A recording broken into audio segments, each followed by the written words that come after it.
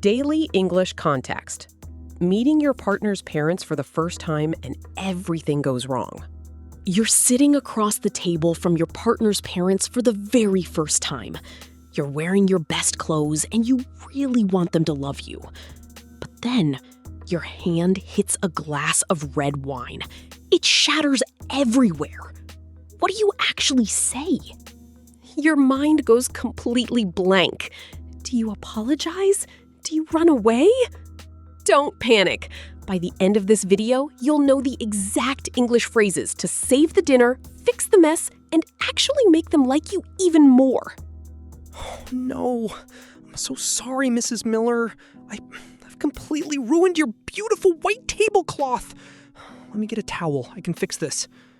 Oh, wait. I just wiped it with my own sleeve. This is a total disaster. George, stop rubbing it. You're just making the stain bigger. My mother loved that tablecloth, but seriously, it's okay. Though I'm not sure if your blue shirt will ever look the same again. Let me go find the salt. Wait, how did they get into this messy situation? Let's rewind for a minute. Before we see the rest of the disaster, let's look at 3 crucial phrases. First, to make a good impression. This means to produce a positive feeling when you first meet someone. For example, wearing a nice suit or bringing flowers helps you make a good impression. Second, we have the word clumsy. If you're clumsy, you accidentally drop or break things. Like me, whenever I try to carry 3 cups of coffee at once. And finally, an awkward silence. Have you ever told a joke and nobody laughed? That terrible, quiet pause where nobody knows what to say? That's an awkward silence. Now, let's jump back into the dining room and see how George handles the pressure. Okay, Jessica. Your dad is currently staring at me like I'm a space alien. I ironed this shirt 3 times because I really wanted to make a good impression. But I feel like everything I say is just completely wrong. George, you're doing perfectly fine. I promise. My dad always looks like that when he's concentrating on his steak. You just need to relax and be yourself. They already like you because I like you. Just take a deep breath. Easy for you to say. I tried to talk to your dad about golf, but he told me he hates the outdoors. Then I asked your mom about her cooking, and she said she bought this entire meal from the supermarket. Well, my mother hates cooking. Look, why don't you try to break the ice by asking about their recent holiday to Italy? Everyone loves talking about their holidays. It'll make them feel relaxed, and you can just sit back and listen. Did you catch that phrase? To break the ice.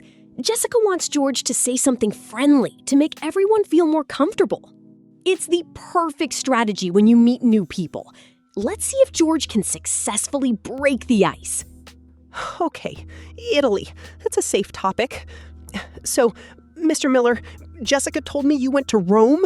Did you enjoy the beautiful historical ruins, or did you just eat pizza for 7 days straight?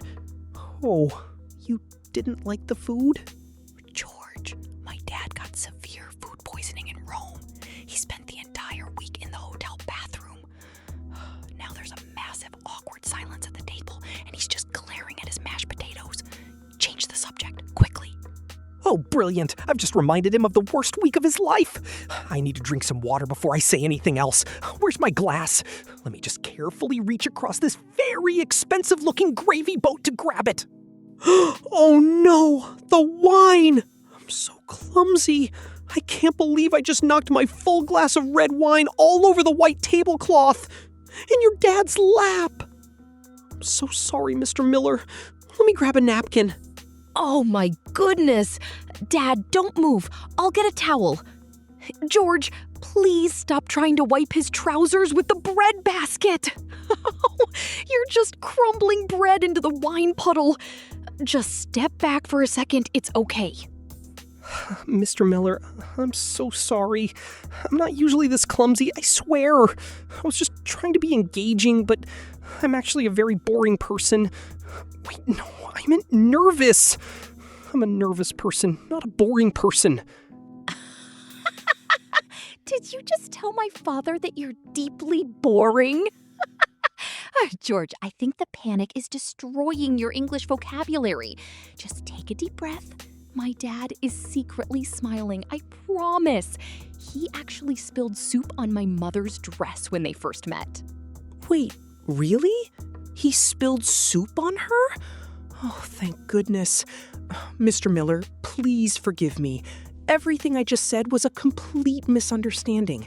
I meant to say I was terrified of meeting you because I respect you so much. Pause for a second. George just saved the entire dinner.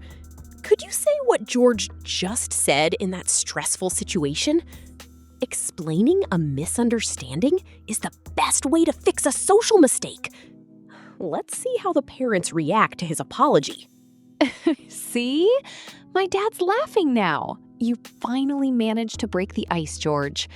It only took a ruined tablecloth, a reminder of food poisoning, and a glass of Merlot on his favorite trousers. You certainly know how to make an entrance. Well, I did say I wanted to make a good impression. I suppose they'll never forget me now.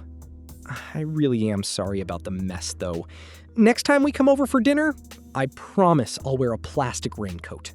A raincoat is a great idea. Or maybe we'll just drink water from now on. Honestly, clearing up that misunderstanding was very brave. Most people would have just hidden in the bathroom for the rest of the evening. Believe me, I strongly considered hiding in the bathroom. But I really like you, Jessica. Even if your dad bans me from drinking red wine for the rest of my life, this was totally worth it. Let me help wash the dishes. You're very sweet, George. But please, stay away from the fine china. I love you, but you're still far too clumsy to handle wet, slippery plates right now. Just sit here and talk to my mom about her garden. The garden? Yes, I can definitely do that. Plants are incredibly safe. Plants don't wear expensive trousers, and they actually enjoy getting wet. I'll sit perfectly still, keep my hands in my pockets, and just smile and nod. Good plan! Just avoid mentioning the time you accidentally killed my favorite houseplant last month. We don't need another awkward silence tonight. I'll go grab the dessert. Try not to break the dining table while I'm gone. I make no promises.